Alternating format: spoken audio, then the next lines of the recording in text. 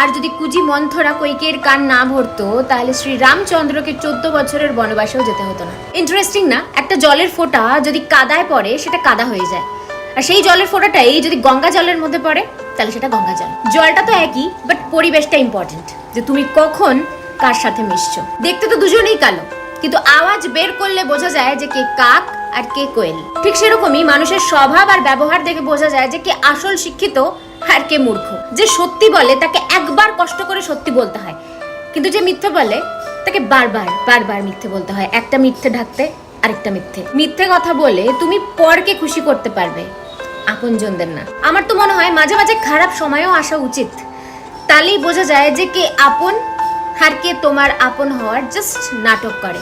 কে বলে গো যে শিক্ষা শুধুমাত্র বই থেকে আসে? মানুষ আর জীবন যে শিক্ষা দেয় সেটা কোনো পাঠ্যপুস্তক দিতে পারে না।